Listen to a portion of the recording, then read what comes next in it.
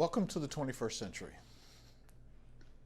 And we're now into the next evolutional leap for the treatment of traumatic stress. Where we got to with the transition of the millennia, 2000, is by 2000 we began to have evidence-based treatments. And what's emerged from 2000 onward is that these evidence-based treatments are effective for the treating of trauma. And last year there was a study published that indicated that a trauma-trained clinician treating somebody that meets diagnostic criteria for PTSD, who is using one of the evidence-based treatments, that client has an 86% prognosis of recovery. I am grateful that I've lived long enough to know that I got in my back pocket at least 80% expectancy that my client sitting across from me is going to heal, that we've got the goods. And that would seemingly be a place that we could just kind of rest and coast now, right? Another question that I ask around the country is I ask, how many of you on the training are involved with the VA? And usually I get 3 or 4 or 5 hands in every city that I do a training in. And I say, so how many of you that are involved in the VA or not involved in the VA practice cognitive processing therapy?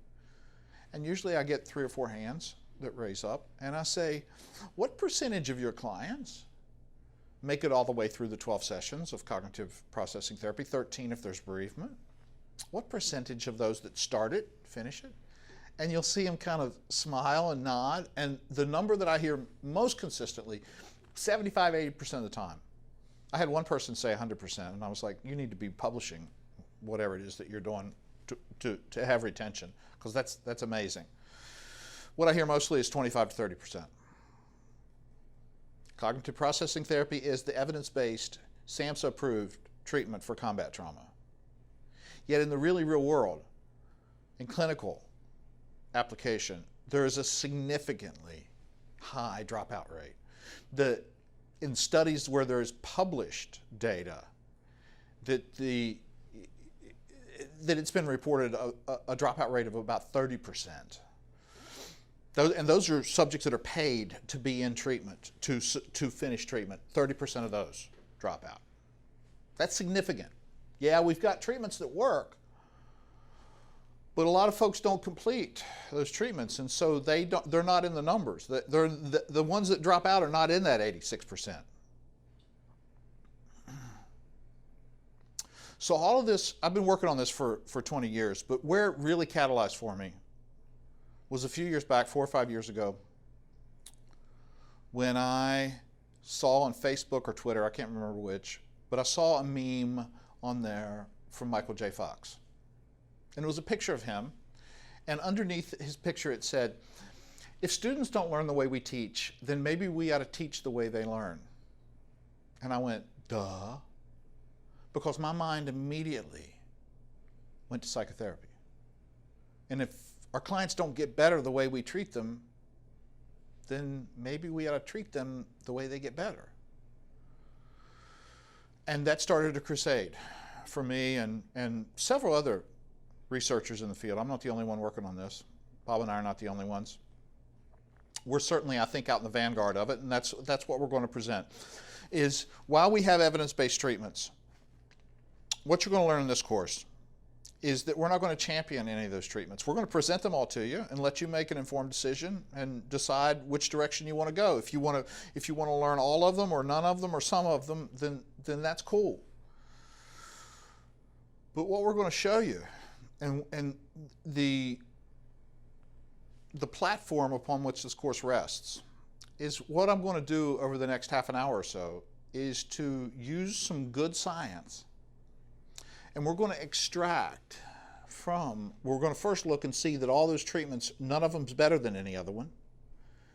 And if And then once we establish that they all have the same outcomes, what we can start to extrapolate is that it is not the treatment model itself that is healing. It's what's embedded in that treatment model. It's what's delivered through that treatment model. And if we can extract from that treatment model what it is that is doing the actual change and healing, then we've now have freed from the model, we got the juice that heals trauma. And that is what you're going to get from this course. And I want to walk you through that process right now. And I'd like to start this process with a study that was published in 2008. And this is by Stephen Benish, Zach Imel, and Bruce Wampold. And I believe this to be the single most important study that's been published in the field of traumatic stress since its inception. More important than any other ones, including mine. And what these guys set out to do, these three professors at University of Wisconsin-Madison, what they set out to do in 2007 was to find what was the most effective treatment for PTSD. And what they did was they wanted to do that meta-analytically. So they got in the literature and they started looking at all the effective outcome treatments, all the effective outcome studies of treatments utilized since 1980, since we've had the diagnosis. And what they found quickly was a bunch of one-hit wonders, a bunch of treatments that were only published once, that were published in obscure journals, and they eschewed those. And so they changed the scope to make it bona fide treatments that had multiple representations in upper tier journals, reputable journals, peer-reviewed journals. And so once they did that, they wanted to find what was the most effective. And they found that there were 6 categories of treatments. That there was eye movement desensitization and reprocessing, there was cognitive processing therapy, there was prolonged exposure, there was stress inoculation training and other CBT methods, that going back to the 80s, some hypnotic methods, the 80s psychodynamic methods, and going back to the 90s, some hypnotic methods. And they had these 6 categories, and then they wanted to compare them and see which was better. Well, the problem is that all of those different studies used different outcome measures. Some of them used the general health questionnaire, some of them used the impact of events, some of them used the symptom checklist 90, and there was no way to directly compare them. They had apples and oranges and bananas and star fruit on the table. There was no way to directly compare them. So they had to send them through the statistical process, send those results through. If you've ever had a graduate statistics course, you know that there's this thing called a meta-analysis. And if you know how many subjects were in the study and what the pre-treatment scores were and what the post-treatment scores were, you can plug those values into a pretty sophisticated statistical formula with lots of Greek letters. And it spits out something on the back end called an effect size. And when you get that into an effect size metric, you now have standardized it so that it's all equal. It's how much did the treatment move the scores, assuming everything else is equal. And they did that in 3 different statistical processes to make sure they didn't have just a statistical artifact. They did good science. And I want to read to you this sentence from their abstract. When they published that in 2008, here's what they said. The primary analysis, and notice that that's singular. Since then, there have been multiple replications of this study. The VA-DoD did one in 2009. The International Society for Traumatic Stress did one in 2000. VA-DoD in 2010, ISTSS in 2009. The Australian Traumatic Stress Network Phoenix Project in 2012. The European Traumatic Stress Network in 2015. And one more, I can't remember who was the 5th one. But there's been at least 5 meta-analyses replicating these results. So Benish et al. Said the primary analysis, but what we can say now is the primary, secondary, tertiary, and quaternary analysis revealed that effect sizes were homogeneously distributed around 0 for the measures of PTSD symptomology and for, interestingly enough, all measures of psychological functioning, indicating that there were no differences between psychotherapies. I had a really mean first grade grammar teacher, and when I read no differences between psychotherapies, and there's more than one, I can see her with her ruler and her horn-rimmed glasses going, among. Other than that, what's that sentence mean? Yeah, that they're all the same. They're all equal. None's better than any other. They all work. But when you start kind of digging into this, what it means is that whatever's unique to that treatment, and when you look at the 200-plus page treatment manual for cognitive processing therapy, when you read Edna Foa's Prolonged Exposure, when you read Francine Shapiro's Principles, Practice, Protocols, when you start to kind of get into the treatment manuals of those particular treatments, what this means is that whatever is unique to that treatment is adding nothing to it. Doesn't matter what treatment you use.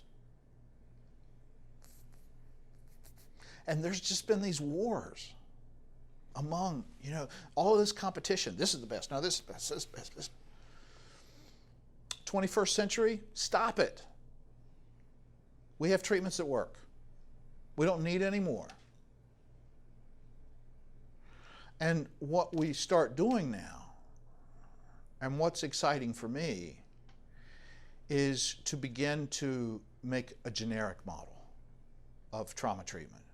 That instead of a brand name, cognitive processing therapy, prolonged exposure, EMDR, when we start to find what is it in EMDR that is also in cognitive processing therapy, that is also in prolonged exposure, that's in all these other methods, what is it that they all share? When we can start to kind of come up with some agreement of what those things are, some consensus around that, then what we start having is what's the juice? What is it that is active in these treatments versus what's spurious or inactive? When we start getting what's active in these treatments, then we can start to free them from the model, and we can apply the active ingredients in treatment without having to use the model. And when I do this in a training, I always ask the question, which is more effective for the treatment of depression, Prozac or fluoxetine? And folks chuckle. It's the same thing. It's just fluoxetine is the generic of Prozac. And that's what we are endeavoring to do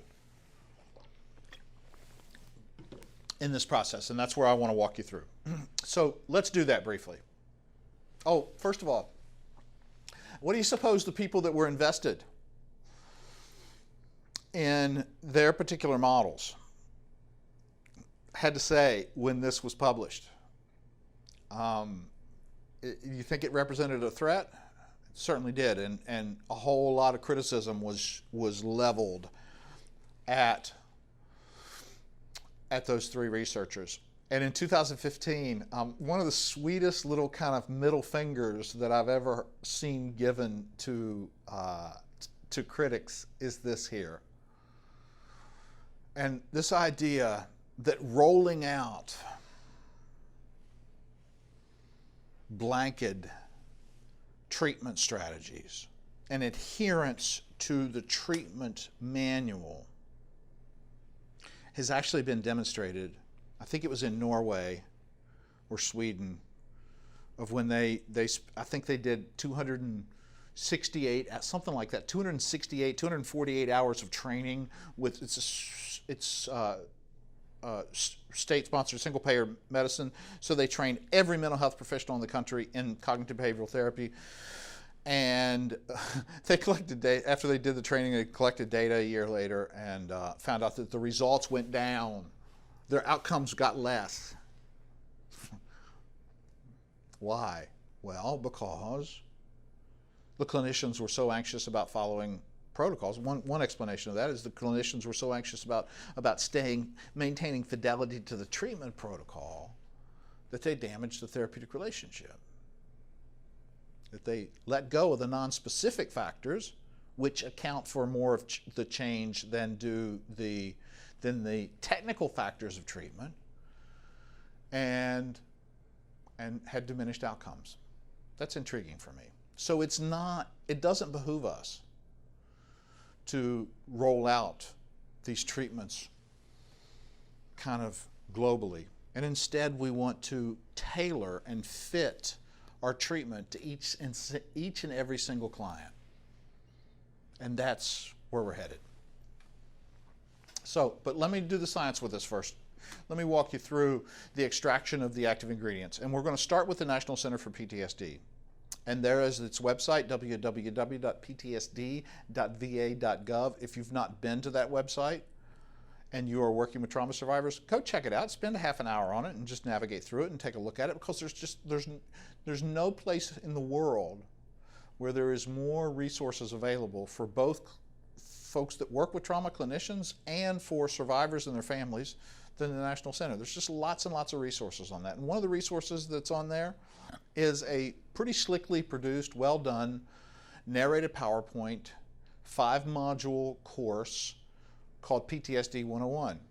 And it's a well done primer on PTSD. And it's sophisticated enough for clinicians, but it's also kind of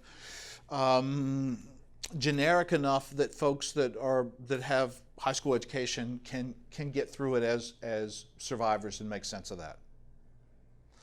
And this is what the National Center for PTSD identifies as the active ingredients of why cognitive behavioral therapy works with the treatment of PTSD. Let's unpack this a little bit. Any of you who have ever done any research, any looking at outcomes, especially meta-analytic research, going all the way back to Hans Eysenck in 1952, to those large meta-analyses, Bergen and Garfield 94, Hubble, Duncan and Miller 99, Bisson 2002, when you look at those large meta-analyses of treatment in mental health,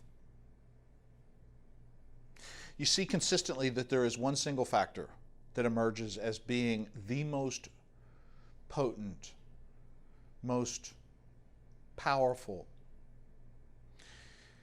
factor associated with change in our clients. And what is that one single most potent factor? What is the most powerful medicine in psychotherapy? You guessed it, therapeutic relationship. Therapeutic relationship, it's head and shoulders more powerful than anything else than we get to influence, according to the best research methods we have available to us. And when you look at that slide, you see that it's not there. And that's pretty common with reporting research in cognitive behavioral therapy, is that they rarely report the therapeutic relationship, and when they do, they say, we make the assumption that a good therapeutic relationship was established. When they don't give any credence to the importance of the therapeutic relationship, what that has graduate students and professionals believing is that the technical components of the treatment is responsible for all that change.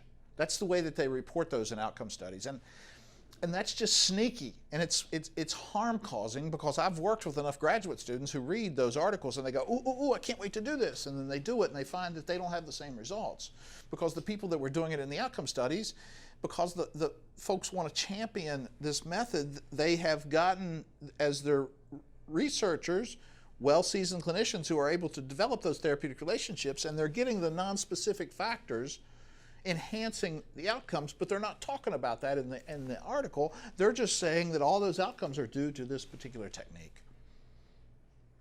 And I think that's a little bit mendacious, a little bit dishonest.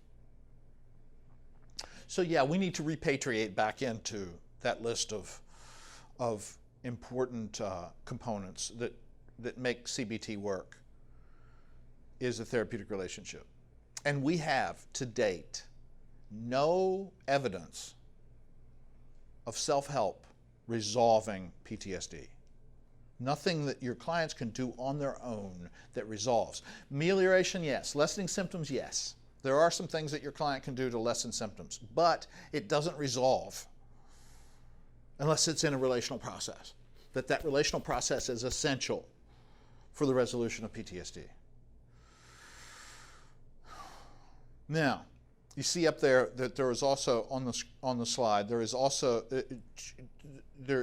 cognitive restructuring and psychoeducation. And for the purposes of what we're doing here is I'm going to ask that we combine the two of those into one category.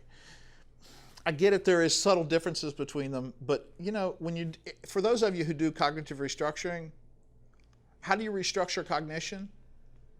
Well, every method of restructuring cognition involves some type of psychoeducation. You can't do cognitive restructuring unless you teach people different ways to perceive themselves in the world.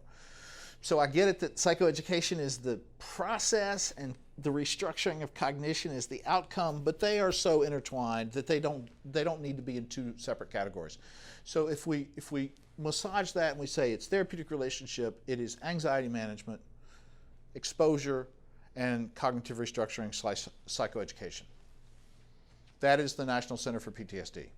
For the rest of these, I just want to kind of zoom through them so that you see that it's not just me, that this is being looked at kind of through the lens of lots of different people internationally.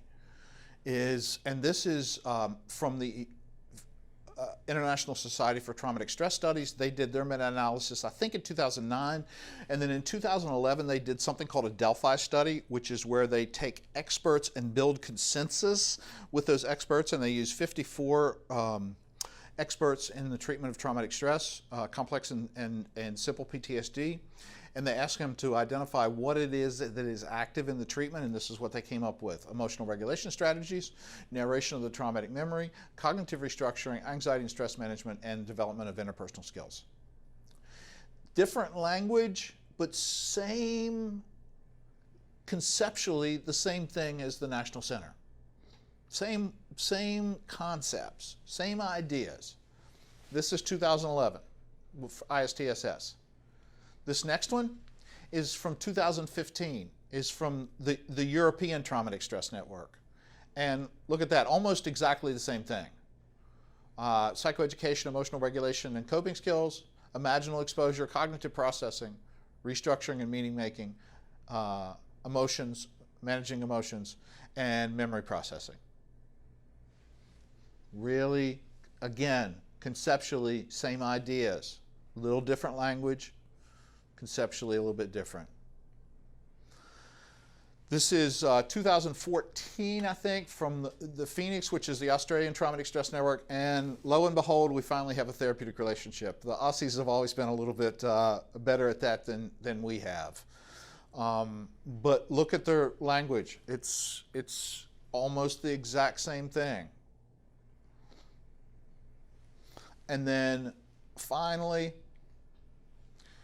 this is some really cool research that's being done at Johns Hopkins University on CETA, which is Common Elements of Trauma approach. And what they've been doing is using these and you can look through those. I think this is a really nice list of active ingredients. And they've been using these transdiagnostically to not just work with trauma, but across the board with mood disorders, with anxiety disorders, with personality disorders, and found that this is an effective way of treating all of those, is by integrating the common elements of trauma treatment into treatment. And what they've done is that they've turned these skills into non-clinical applications and made them portable, and taken this into third world context where there is no mental health infrastructure, and begun to empower indigenous healers with capacities for doing these active ingredients for trauma healing in their tribe and in their community, and places where there just is no mental health services. And I just think that's some pretty wonderful stuff. Having worked in Kenya with some of the faith leaders in Kenya and helping empower them to be trauma professionals has been really cool work.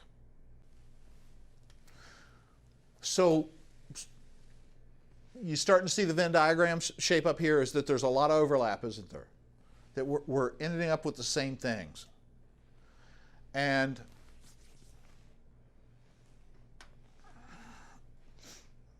I've done, I don't know, $50,000 worth of psychotherapy in my life.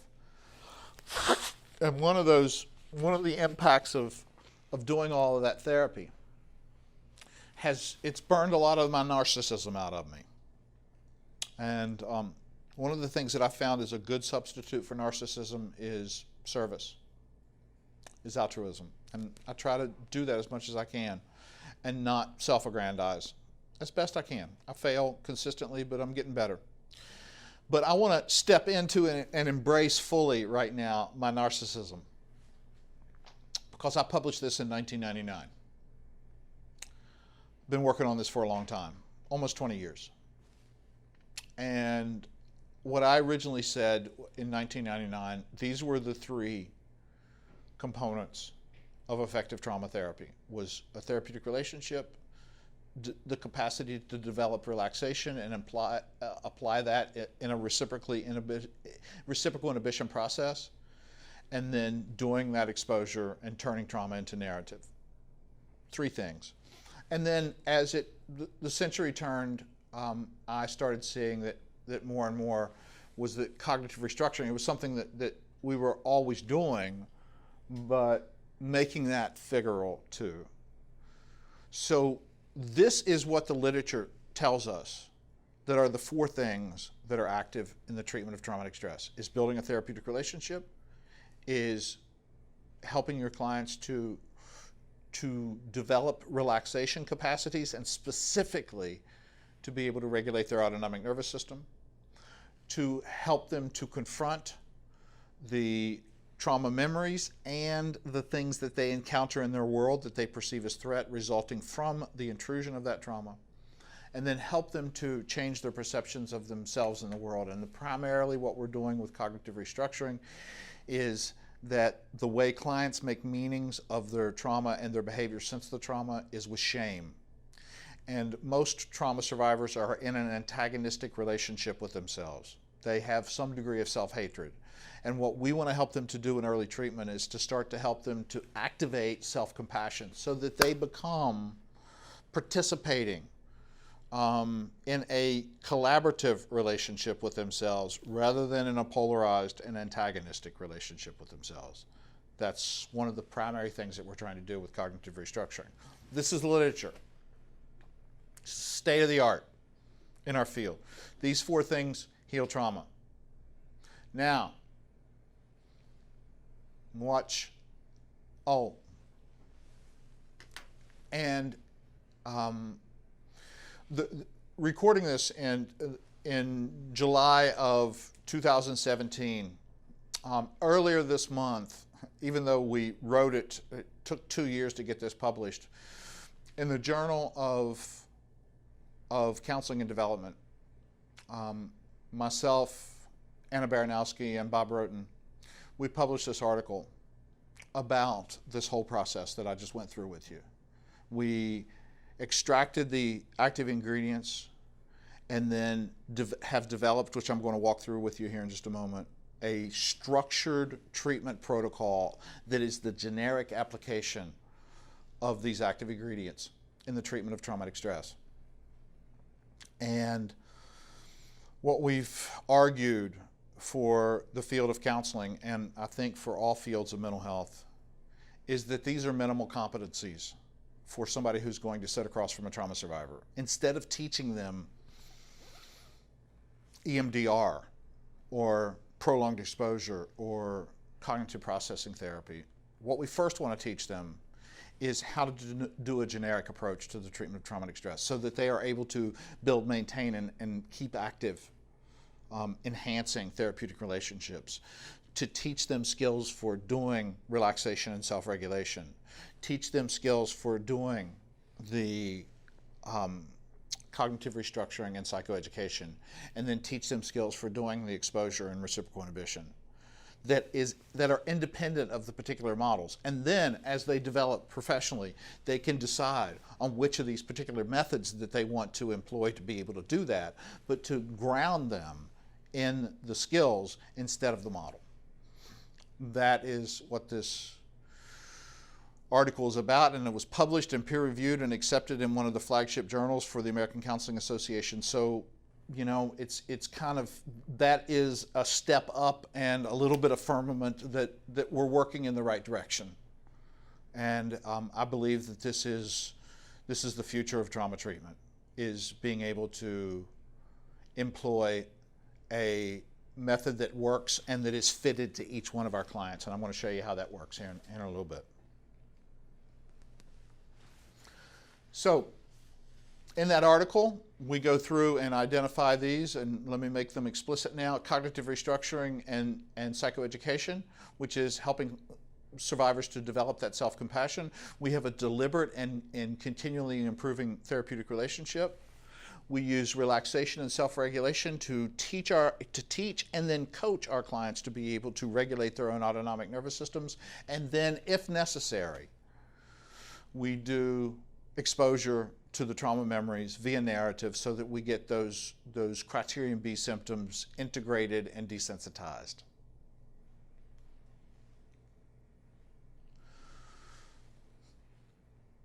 That was the literature. That was the science. Now let me show you the clinical application of that, and this gets really pretty cool, I think. This is exciting for me anyway, is that narratives heal trauma. So how come our clients don't just sit at home and type up their story? That they type up their trauma narrative and they post it to Facebook and they're done with it. Why doesn't that work? Why can't this be done self-help? How many of you have ever sat across from somebody who has told you a trauma narrative? How many of you have ever borne witness to, whether it's a client, family member, friend, and they shared with you about something traumatic that has happened to them? For those of you who have had that privilege, think about, now you can't really report because I can't hear you, but think about right now, what did you notice happening in their body while they were telling you that story? And what you'll remember to a person is they had a lot of energy in their bodies, didn't they? They were beginning to become jacked up. The energy was increasing. And what have you learned over the past 10 years, 15 years, that happens with brain functioning, particularly neocortical functioning, when a person is in that state of jacked upness, when they have a lot of physiological arousal? What happens to their frontal lobe and their temporal lobe? Specifically, how about, I always get these backwards, let's see if I get it right. Left frontal Broca's, left temporal Wernicke's, those two brain structures, what are they responsible for? Broca's speech recognition, Wernicke's language production. I think that's right. I switch those around often, but some combination of that's right, I can promise you. How important do you think it is that a person be able to maximize speech production and language recognition, to be able to ascribe language to these fragmented sensory memories? Yeah. They can't do it. It's physiologically impossible for a trauma survivor to be able to construct a narrative of their traumatic experiences unless they are in a dialed down, unless they are relaxed, unless they are self-regulated. And to do that process requires to be able to stay in a regulated autonomic nervous system, to dial down their arousal intentionally without using something external, without using a drug or some other substance or an activity, to internally develop that capacity. It requires interoception. So what you're going to learn in this course is that all trauma therapies have some form of relaxation. They teach relaxation. But what happens with a lot of those treatments is they teach some relaxation skills. They have a capsule on relaxation, and then they go on and they do something else. What you guys are going to learn in this course, you're not going to learn how to help your clients get their bodies relaxed. We're going after a whole different kettle of fish in this course. What we're going to instead learn is not how to help your clients get their bodies relaxed. You're going to learn how to help your clients keep their bodies relaxed. We're not going to teach them relaxation skills. We're going to coach them to develop mastery with self-regulation. And that is the difference between giving fishes or teaching to fish. That is self-efficacy. And let me say a word. First time I'm going to say this, you're going to hear this from me throughout this course, but this is the first time you'll hear it, is you cannot have PTSD in a relaxed muscle body. It is physiologically impossible to meet diagnostic criteria for PTSD while in a body that the muscles are relaxed. Now that's a lot to get your head around. Is this the first time you've heard that? It takes a little bit of time to think that all through. But I'm going to ask you to start doing that right now. Is that, are your clients in distress when they come to see you? Where is their distress? It's in their bodies. And what we've believed for 150 years in the field of psychology is that what's causing that distress, all you got to do is read Donald Meichenbaum or any of the CBT folks, is thoughts produce emotions. That's only true if the threat response system is not on. Threat response system is on, then the threat response system is producing everything. And while the threat response system is on, your client's in a state of distress. How do you turn the threat response system off while you're still perceiving threat? Well, you relax the muscles of your body. And when you relax the muscles of your body, it is physiologically impossible to be in distress. Your thoughts may be gone, but they're just thoughts. They're not producing that discomfort, that compulsion and obsession. All of that dissipates. You cannot have PTSD in a relaxed muscle body. And taking that one step further, watch this. If your clients are leaving your office and confronting every single perceived threat in their life in a relaxed muscle body, they don't need therapy anymore. They're done.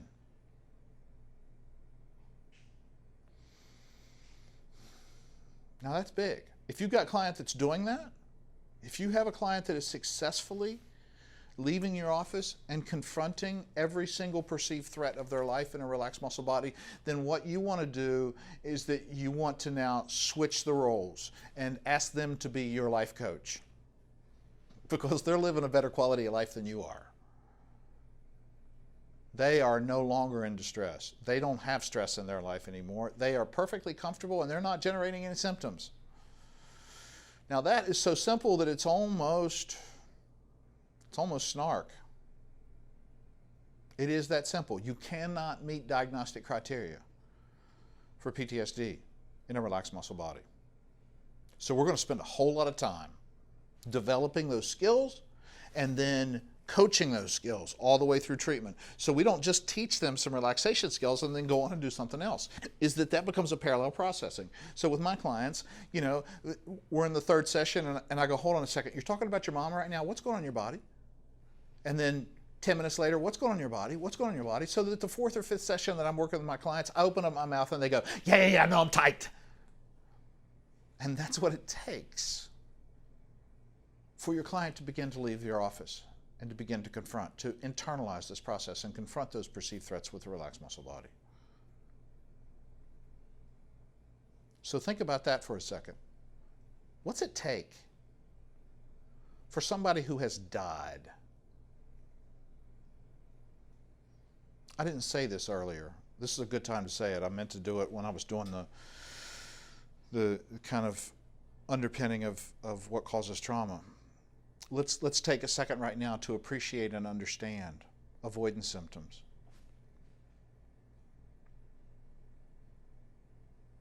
A trauma survivor avoids any memories or any situations that elicit memories of the trauma. Why? Let's make good sense of that. Why would a trauma survivor, when this stuff's intruding upon them, why wouldn't they just turn to it and say, oh, welcome lost fragments of my memory and that are charged, come on home and let's get you integrated. Is that what they do? No, they suppress it with every ounce of energy that they have. They run away from it. They try to get away from it. Why? What happened to your client the last time they encountered this material? They died. And that's what it feels like. That's the subjective experience for every trauma survivor who thinks about allowing the memory of the trauma to come all the way forward, to come into consciousness. It feels like, it's a felt sense, it'll kill me. And so there's an instinctual response of suppressing and avoidance. And it's important that we make good sense of that and we not shame our clients for being avoidant. Of course they're going to be. That's an instinctual response. Now we can help them to move into an intentional response. But to do that, how do you teach people? What do you got to do? What is required? For people that believe that they are alive today because they have maintained hypervigilance, what has to happen for them to leave your office? And for them to unhook that armor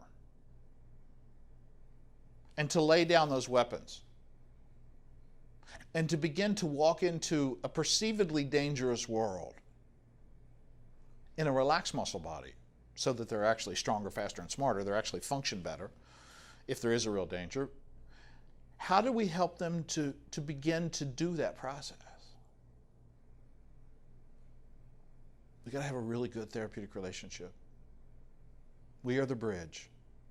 We are the ones that coach our clients to begin to activate and then practice that skill so they can have transformation. And as best I can tell, that is 2 parts loving kindness and support and 1 part foot to butt. And that being able to modulate those and to be able to move back and forth between the support and the feel-good stuff and then spending down some of that currency to challenge them to change. That's the artistry of this work that I don't know exactly how to teach you to do that because it's not a rote process. It is an experiential, felt sense, intuitive, improvisational process that I constantly am failing and getting better at all the time. So take a look at this hierarchy, this triangle here. When we do the first thing first and build a good therapeutic relationship, and then we teach our clients how to regulate their autonomic nervous systems, develop those capacities for interoception, and I promise you I'll unpackage what that means as we walk through this, and then help them to turn their trauma experiences into story and share those stories back. They no longer meet diagnostic criteria for PTSD. 3 things. Simple, not easy. And staying on the rail of those 3 things, heal trauma. That is and as I get off and I start wandering cul-de-sacs, then therapy slows down. As I stay on the tracks of doing these 3 things, of teaching, supporting, coaching, and growing these skills and capacities, then my clients get better quickly. Now, finally, we've got this other thing over here that the CBT folks would argue is a goal of treatment. I don't have a dog in that hunt. If you want to believe it's a goal of treatment, that's fine. But instead, during this course, I'm going to ask you to look at it with me. Instead of a goal, it's the means by which I achieve these 3 therapeutic tasks. Is that I'm constantly psychoeducating. I'm constantly helping my clients to change their perceptions about things, to achieve these tasks and to practice these tasks. And let me give you an example of how I use cognitive restructuring in early treatment to enhance therapeutic relationship. And watch this. How many of you have learned that it's really important for your clients to trust you before you can be effective in treatment? Where did you learn that? Because that's crazy, working with trauma survivors. So early in treatment, usually the first session, but definitely by the third session, I say to every single one of my clients this: you may have heard that it's important for you to trust me for us to be effective in treatment. I want you to know that I think that is crazy. I do not want you to trust me. I want you to trust yourself. I want you to watch me and evaluate me throughout the course of treatment and see whether or not I am trustworthy. And you know what? I'm going to keep being trustworthy all the way through treatment. And if somewhere along the line you want to trust me, that's great. I welcome that. But if you decide to never trust me, we're still going to be effective in treatment. Now, what have I just done to my clients? I've changed their perception, haven't I? Because they think that they are supposed to trust me. What's been your client's history, learning history, in the context of somebody that they perceive to be in power? There's a lot of pain with that, isn't there? It is absolutely appropriate adaptation, viewed through the lens of their history, that they would show up in treatment and keep for a while in treatment distrust. That's healthy. That's adaptive behavior based upon their learning history. What's been your client's learning history behind these words? You need to trust me. Nothing very good has ever happened to them after those words. So it makes just really good sense that they would not. And if I'm trying to extort from them, telling them that you got to trust me before we can be effective, then what you got is a brute force violence process of where they are disregarding their own history to try to get to fit into your world. And what I did is I just practiced trauma-informed care. I've just honored their history. Without saying it explicitly, I've just honored that of course this is where you're going to be. And check it out. What's happened to the trust level? I just enhanced it by using paradoxical intention. Instead of trying to do that with brute force, you need to trust me before we can be effective. I've said it the exact opposite way. Don't trust me. Trust yourself. And what I also did, what I meta-communicated to my clients, is that I understand this landscape. I know what it feels and smells like in there. And I've just put some pennies in the relational piggy bank with and for my clients during that process. So that's a good example of how I use cognitive restructuring, not for the sake of insight, but for the sake of moving forward this therapeutic relationship process. And I'm going to show you a lot more of those gems as we go through this course. Here's something else that's pretty darn exciting about this material, and I'm excited about getting to research this as I'm getting near the age of where I can't schlep around the world and keep doing this training. So it's my hope that sometime soon that we start here in Phoenix a clinical research laboratory. And I've seen this anecdotally. I want to demonstrate this empirically. Is what I've seen with my clients is when they come in with meeting diagnostic criteria for PTSD, which to meet diagnostic criteria for PTSD, and I'll go over this later in the course, you have to have at least one criterion B symptom. Intrusion, flashbacks or nightmares. And so with my clients who meet that diagnostic criteria, they have at least one intrusive symptom. By the time we get to mid-treatment, 4, 5, 6 sessions into treatment, I always do a mid-treatment assessment. And I say, so you came in, when you came in back in January, you were having a lot of flashbacks and nightmares. What's happened with those? And as they've been practicing this process of self-regulation, and as our relationship is starting to change their perceptions about themselves and the world, what happens for more than 50% of my clients is that they say, I haven't thought about them in a long time. And that simply by doing these 3 active ingredients, that we've resolved the intrusive symptoms. And I think this makes a big change in the way that we conceptualize trauma treatment, because 20th century trauma treatment was the idea that if you had a history of sexual abuse, if you had a history of childhood abuse, if you had a history of combat trauma, the only way that that was getting cured was that we had to go back to the memories and slog through and pull those all up. Well, 21st century trauma therapy that's not true. 21st century trauma therapy starts out forward-facing. We start out helping our clients go forward in their lives, to start to achieve the goals that they want to get, to begin to live in a comfortable body, to be symptom-free. And immediately in treatment, get that.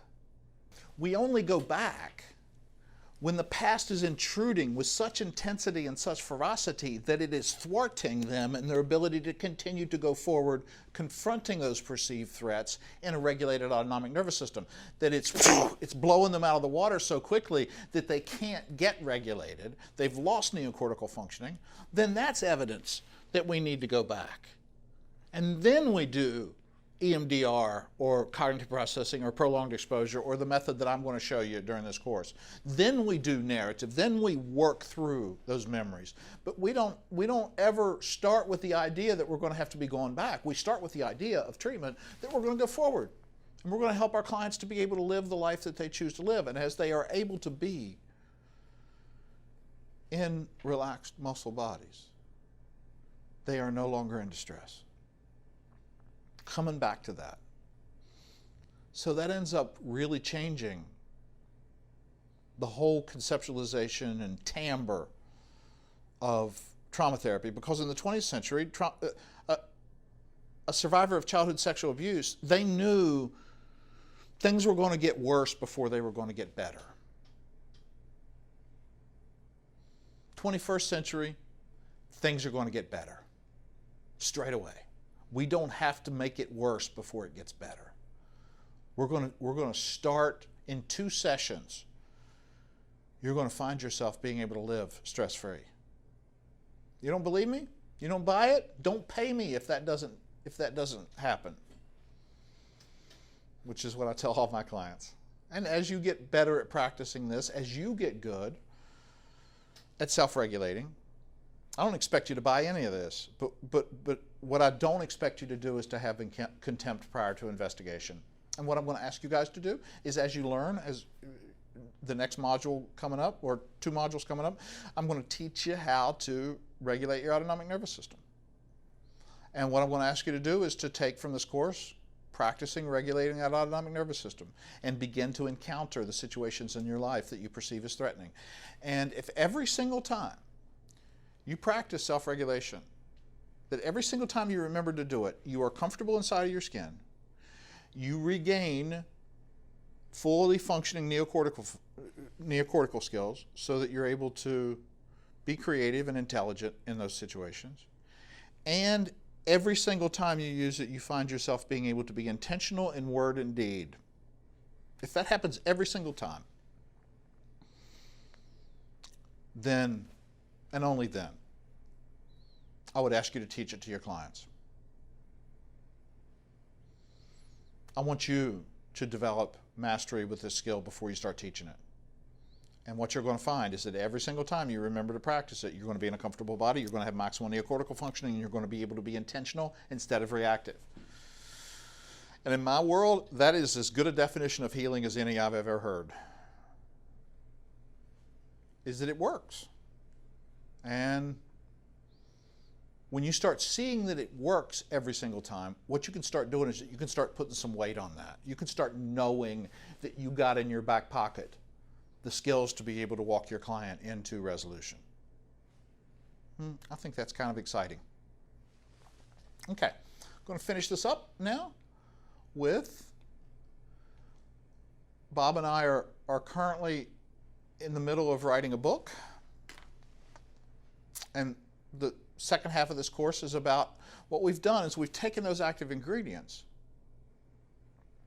and we've put it into a treatment structure so that, you know, Judy Herman in 1992 brought forward this triphasic model, which is the way that we're supposed to treat trauma, which means that her triphasic model is the first thing you do is that you help your clients get safe and stabilized, then you do memory processing, and then you do reconnection. Well, that was 20th century.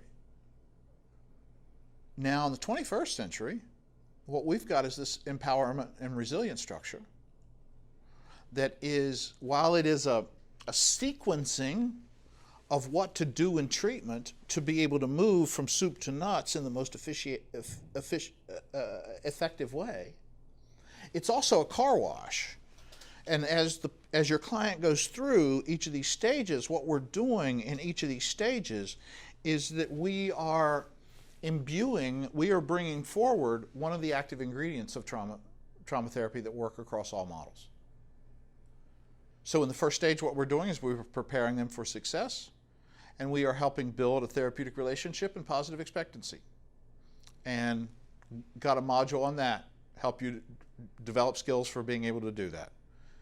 And with that achieved, as you got feedback-informed treatment engaged and your therapeutic relationship is getting better and your clients have some positive expectancy and they're prepared to move forward, then we move into the second stage, which is psychoeducation and self-regulation. And in the psychoeducation stage, we are teaching clients about their history and showing them that they are not afflicted, damaged, weak, broken, screwed up. They are instead over-adapted, and that their response is absolutely appropriate to their history. And then we are teaching them self-regulation and coaching them for leaving our office and practicing that while confronting perceived threats. And then between stages 2 and 3, we do, that can take anywhere, those 2 stages, anywhere from 2 sessions to 10 sessions.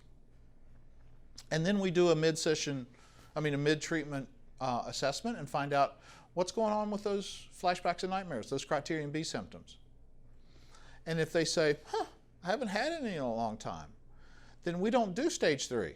We just hop right over it and go on to stage 4 and help them to develop post-traumatic growth and resilience skills. And that's beginning to look towards discharge and living the rest of your life the way you want to live it. If they are still having flashbacks and nightmares, then we transition into the stage 3, integration and desensitization. And this is plug and play. So if a therapist has EMDR skills, then they do EMDR here. If they are trained in cognitive processing therapy, they do cognitive processing therapy. If they're trained in somatic experiencing, they do that. This is any of those methods that are designed to resolve criterion B symptoms. You can plug and play here. If you got none, you're going to learn one in this training. At the end of it, I'm going to show you a narrative exposure technique that uses 5 different narratives to be able to integrate and desensitize those memories. So the rest of the training is around this structure here that we're doing.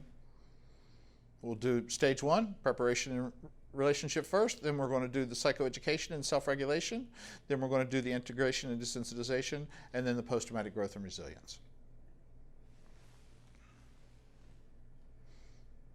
And the last piece of this is I just want to show you how these are, that here are the active ingredients, and here's how they're coordinated with the stages. So stage 1 is the active ingredient of therapeutic relationship and positive expectancy.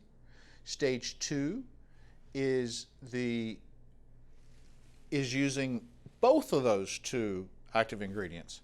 It's using interoception, self-regulation, relaxation, and cognitive processing, psychoeducation. Stage 3 is the exposure and narrative. And then stage 4 post-traumatic growth and resilience is using all three of those down there at the bottom: the relaxation, therapeutic relationship, and cognitive restructuring. So it is an implementation strategy for the active ingredients of trauma therapy.